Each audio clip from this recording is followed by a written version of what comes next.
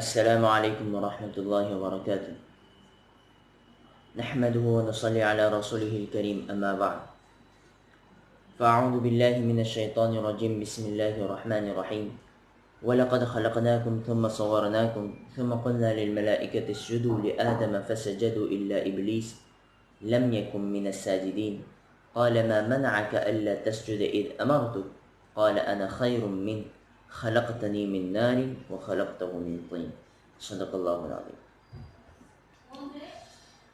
میرے محترم عزیز دوستو اور میری ماں و بہنوں، اللہ رب العزت نے قرآن مجید میں انسان کی تخلیق کے مختلف انداز میں ذکر فرمایا، مختلف انداز میں مختلف جگہوں پر۔ یہاں پہ اللہ فرماتے ہیں کہ جب ہم نے تم کو بنایا، پیدا کیا، ثم صورناکم، پھر جب تمہاری صورت کو بنایا، جب تمہیں مکمل بنا دیا، ثم قلنا للملائکہ، پھر ہم نے فرشتوں سے کہا اسجدوا لآدم، کہ آدم کو سجدہ کرو، فسجدوا، سارے سجدے میں گر گئے، یہ تعظیمی سجدہ تھا، الا ابلیس، سوائے ابلیس کی، ابلیس نے سجدہ نہیں کیا۔ تو اللہ نے اس سے پوچھا کہ قال ما منعک الا تسجد اذا امرتک، جب میں نے تجھے حکم دیا تھا تو تو نے سجدہ کیوں نہیں کیا؟ تو اس نے ایک جملہ کہا، یہ جملہ ہمارا آج کا سبق ہے۔ اس نے کہا انا خیر من، باری تعالیٰ میں اس سے بہتر ہوں، خلقتنی من نار، آپ نے مجھے آگ سے بنایا، وخلقتہ من طین، اور اسے تم نے مٹی سے بنایا، آگ اوپر کو جاتی ہے، مٹی نیچے کو جاتی ہے، تو میں اس سے بہتر ہوں، تو میں اپنے سے ادنا کو سجدہ کیسے کر سکتا ہوں؟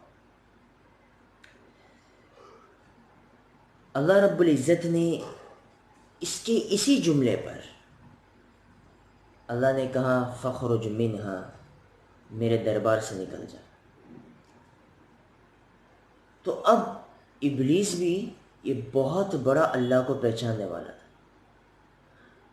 عارف بھی تھا، عابد بھی تھا، لیکن عاشق نہیں تھا، اللہ کو پہچاننے والا بھی تھا، عبادت بھی اس نے اتنی کی کہ زمین کا کوئی چپا ایسا نہیں چھوڑا جس پہ اس نے سجدہ نہ کیا،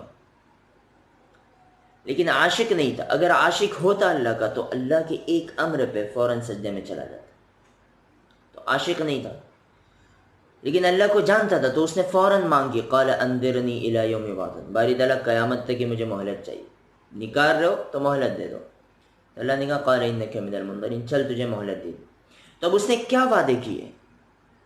اس نے کہا باری تعالیٰ لأقعدن لهم صراطك المستقیم ثم لآتینہم من بین ایدیہم ومن خلفہم وعن ایمانہم وعن شمائلہم، میں آگے سے آؤں گا، پیچھے سے آؤں گا، دائیں سے آؤں گا، بائیں سے آؤں گا، ساروں کو تیرے بندوں کو گمراہ کر دوں گا۔ یہ میرا چیلنج ہے۔ کیوں؟ جنت سے میں اسی لیے نکالا جا رہا ہوں، اور فرشتوں کے استاد کا رتبہ مجھ سے اسی لیے چھینا جا رہا ہے کہ میں نے اس آدم ذات کو سجدہ نہیں کیا، میں نے اس انسان کو سجدہ نہیں کیا، تو اس نے ہم سے ہمیشہ کی دشمنی مول لی، اسے تو راندے درگاہ کر دیا، اللہ نے اسے دربار سے ہٹا دیا، دھتکار دیا، رجیم کہہ دیا کہ تو دھتکارا ہوا ہے۔ تو اس نے بھی چیلنج کیا اللہ سے کہ نہیں، اب اس انسان کو نہیں چھوڑوں گا میں۔ تو یہ وجہ کیا بنی اسے دھتکارنے کی؟ تو وہی آج کا ہمارا سبق ہے کہ یہ کہنا انا خیر من، میں اس سے بہتر ہوں، یہ اللہ کو پسند نہیں ہے۔ تکبر، بڑائی، گھمنڈ، یہ صرف اللہ کی چادر ہے۔ الکبر، اللہ فرماتے ہیں حدیث قدسی کا مفہوم، الکبر ردائی، کہ تکبر یہ میری چادر ہے، جو اس چادر میں مجھ سے جھگڑا کرے گا میں اسے ذلیل و خوار کر دوں گا، ذلیل و رسوا کر دوں گا، ذلتیں اس کا مقدر ہو جائیں گی، پستیاں اس کا ٹھکانہ ہو جائے گی، یہ اللہ نے صاف کہہ دیا ہے۔ تو اللہ کو گھمنڈ پسند نہیں ہے، اللہ کو انا پسند نہیں ہے۔ شیطان نے انا کی، ہمیشہ کے لیے راندے درگاہ ہو گیا، ہمیشہ کے لیے دھتکارا ہوا بن گیا۔ تو ہم بھی یہ سوچیں کہ ہم اپنے سے کم تر کسی کو نہ سمجھیں، سارے مسلمان ہم سے افضل ہیں، سارے مسلمان ہم سے، سارے انسان ہم سے افضل ہیں۔ ہم نہیں جانتے کسی کافر کے بارے میں کہ وہ کب کلمہ پڑھ لے اور اس کا خاتمہ کس پر ہو جائے، ہم نہیں جانتے۔